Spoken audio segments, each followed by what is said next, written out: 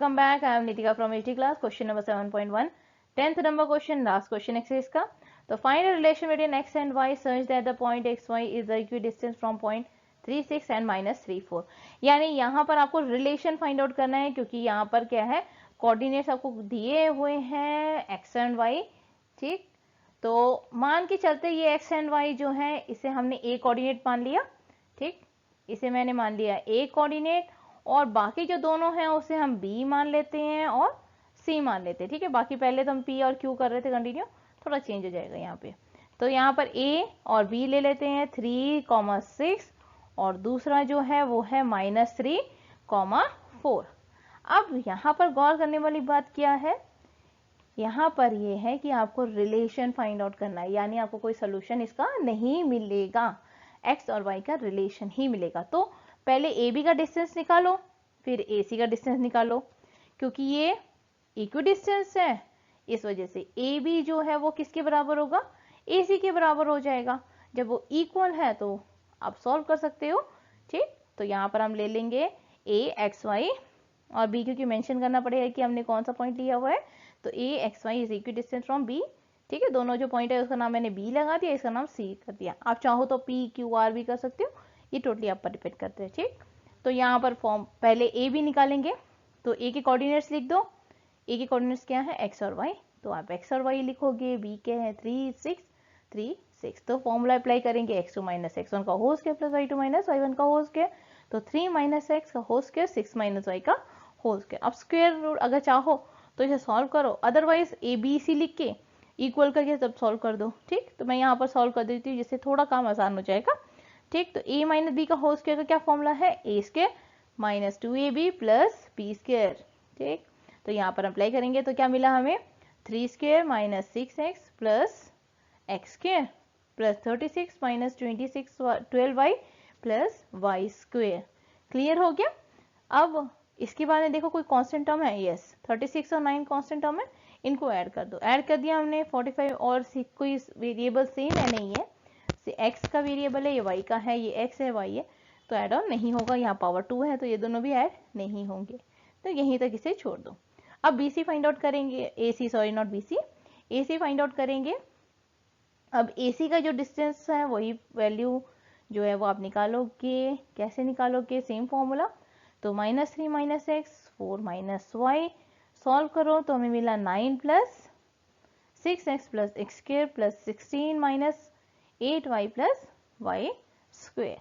ठीक, सॉल्व करा हमें यहाँ पर 25, 6x x square minus 8y plus Y square, और कोई वेरिएबल जो है वो कॉमन नहीं है तो यहीं तक छोड़ दो. क्योंकि ए बी और ए सी दोनों इक्वल है तो हम इसे इक्वल में लिखेंगे. ठीक, यहाँ पर इसकी वैल्यू लिख दो और यहाँ पर इसकी वैल्यू लिख दो. अब क्या करना है, इन दोनों का रूट को हटाना है, क्योंकि सेकंड में क्या है, रूट है तो हम सॉल्व नहीं कर पाएंगे. रूट हटा देते हैं. रूट कैसे हटाएगा, स्क्वेयरिंग कर दो. तो वैल्यू हमें मिल गई 45 minus 6x plus x square minus 12y plus Y square. आप चाहो तो होल स्क्वायर करके दोबारा एक स्टेप और लिख सकते हो, चाहे डायरेक्ट भी कर सकते हो, कोई फर्क नहीं पड़ता. अब कांस्टेंट टर्म को एक साथ करो, सेम वेरिएबल को एक साथ करो.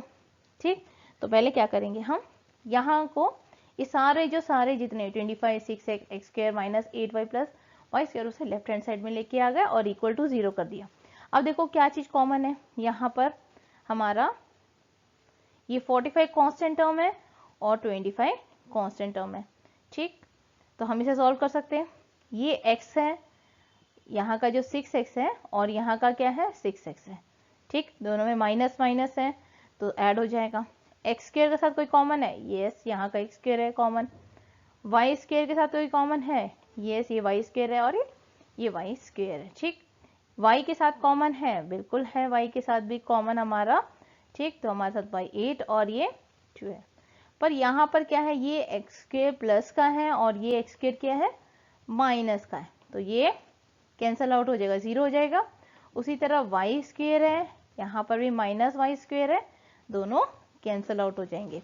तो हमारे पास अब क्या बचा है, सारे कैंसिल तो हो गए, वाई और एक्स स्क्वायर जो है वो दोनों कैंसिल हो गए.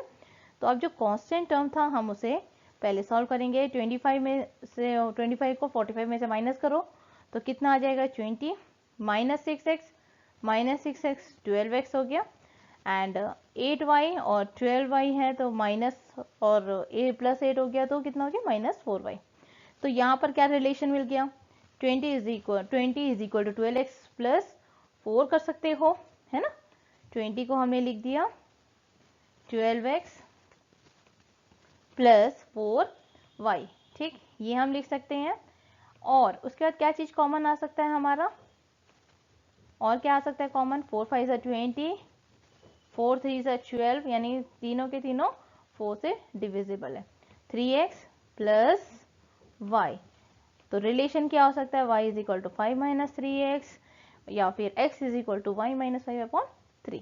ठीक, तो यहाँ पर आप कर लो, यहाँ पर मैंने पहले कर लिया, ठीक है, दोनों मेथड से आप कर सकते हो, कोई यहाँ पर वो नहीं है कि आपने यही तरीके से करना है। ठीक, तो हमारा आगे रिलेशन 5 माइनस 3x, ठीक, 5 minus 3x is equal to y या 3x is equal to y minus 5।